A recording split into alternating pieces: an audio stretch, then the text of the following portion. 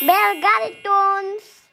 नदी के किनारे बसा था सूरजपुर गांव। उसी गांव में रहता था एक आदमी, रामदीन। एक दिन रामदीन नदी किनारे बैठा था, तभी दो बच्चे आके कहते हैं, अरे देखो, पागल फिर नदी के पास बैठा है। रामदीन कुछ नहीं कहता। उसी समय वहाँ गांव के कुछ बड़े आ जाते हैं। तभी हरिया कहता है, अरे हट जा यहाँ से रामदीन, बच्चों को डराता है। मैं किसी को डरा नहीं रहा, बस नदी देख रहा हूँ। नदी देखेगा? अरे तू क्या जाने नदी क्या करती है। तभी वहाँ एक औरत आती है और कहती है, छोड़ो हरिया, ये तो पागल है, बोलने दो। मैं पागल नहीं हूँ, बस चुप हूँ। शाम होने लगती है। आसमान में काले बादल घिर आते हैं। लगता है आज फिर जोर की बारिश होगी। अरे होने दो, हर साल होती है। तभी रामदीन आता है और अचानक बोल पड़ता है, इस बार बारिश अलग है। लो भाई, पागल भविष्यवाणी करेगा अब। नहीं, नदी का रास्ता बदल रहा है, पानी गांव की तरफ आएगा।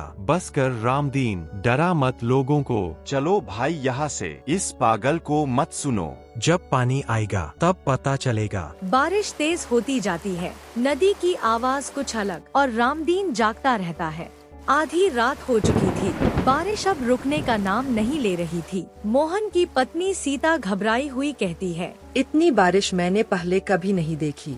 लगता है नदी का पानी बढ़ रहा है। तभी बाहर से किसी के दौड़ने की आवाज आती है। हरिया बाहर चिल्ला रहा था, अरे उठो सब लोग, नदी का पानी बहुत तेज हो गया है। हे भगवान, रामदीन ने जो कहा था वो सच हो गया। क्या सच में वो सही था? नदी के किनारे रामदीन खड़ा था, बारिश में भीगा हुआ लेकिन शांत। तभी रामदीन खुद से कहता है, अब देर नहीं करनी चाहिए, पानी बढ़ रहा है। तभी हरिया दौड़ते हुए आता है और कहता है, रामदीन, पानी सच में तेज हो रहा है। सबको पीपल के टीले पर भेजो, वहाँ जमीन ऊंची है। क्या सच में वहाँ हम सुरक्षित रहेंगे? अगर अब भी रुके तो सुबह नहीं देख पाएंगे। बारिश और तेज हो जाती है। नदी की आवाज डरावनी लगने लगती है और पूरा गांव पहली बार उस पागल की बात सुनने लगता है। अचानक तेज आवाज आई, नदी का बांध टूट जाता है। तभी हरिया चिल्लाते हुए कहता है, लगता है बांध टूट गया है, पानी आने वाला है, सब लोग यहाँ से चलो। कोई घबराओ मत, किसी को कुछ नहीं होगा। लेकिन रामदीन, ये रास्ता डूब रहा है। ये अभी सुरक्षित है। तू ये सब कैसे जानता है? बहुत समय तक पानी के साथ काम किया है, इसलिए जानता हूँ।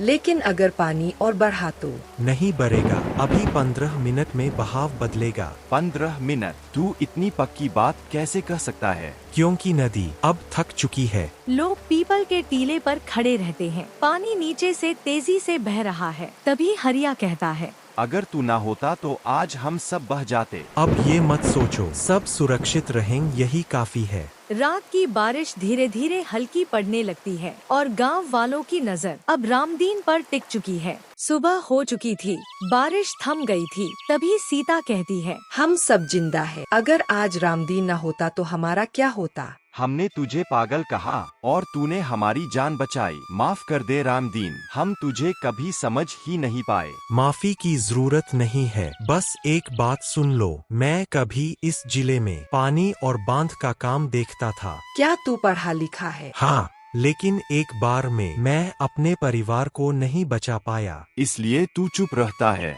हाँ, और उस दिन के बाद शब्द मुझसे रूठ गए और हमने तेरी चुप्पी को पागलपन समझ लिया। जो ज्यादा बोलता है जरूरी नहीं वो सब समझता हो। गांव के सभी लोग रामदीन से माफी मांगते हैं। तभी रामदीन कहता है, बस इतना याद रखना, किसी को उसकी चुप्पी से मत परखो। अब सबको पता चल गया था कि रामदीन इतना चुप क्यों रहता था। अब सब रामदीन को समझदार समझने लगे थे।